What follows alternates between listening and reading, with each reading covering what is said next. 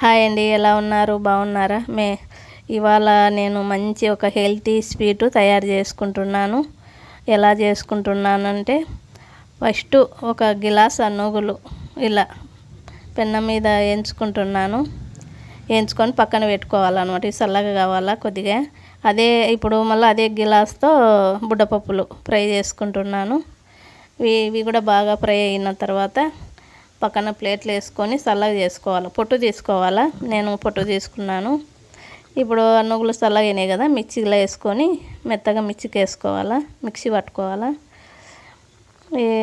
అన్నీ విడివిడిగా మిక్సీకి వేసుకోవాలన్నమాట.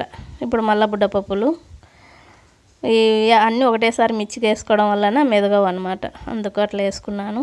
ఇప్పుడు అదే గిలాస్తో మళ్ళీ బెల్లం ఇట్లా సన్న ఉడకలు చేసి పెట్టుకున్నాను అనమాట. కొద్దిగా వీటిలో ఒక 3 యాలకులు వేసుకుంటున్నాను నేను, స్మెల్కి బాగుంటుందని. వీటిని కూడా బాగా మెత్తగా మిక్సీకి వేసుకోవాలా.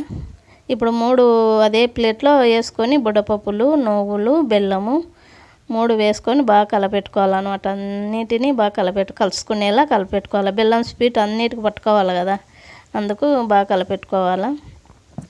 ఈ స్వీట్ చాలా మంచిది.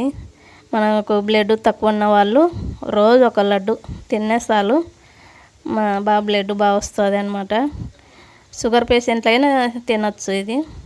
ఇప్పుడు ఒక 2 స్పూన్లు నెయ్యి వేసుకుంటున్నా, టేస్ట్కి కోసం. కానీ మనకు లడ్డు ముద్ద చేసుకోవాలి కదా, అట్లా చేతికి ముద్ద మాదిరి రావాలి కాబట్టి ఒక 2 స్పూన్ల నెయ్యి వేసుకుంటున్నాను.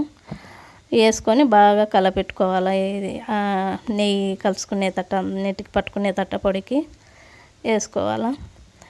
మంచి స్వీట్ ఇది హెల్దీ స్వీట్ అనమాట. ఇప్పుడు ఇట్లా చిన్న ఉండలు ముద్దలు లడ్డు మాదిరి చుట్టుకోవాలి. మనం ఎక్కువ లడ్డు అంటే తినలేరు కదా, ఇట్లా చిన్న లడ్డులు చేసుకునేమనుకో పిల్లలు ఒక లడ్డు అయినా కూడా ఈజీగా తింటారనమాట.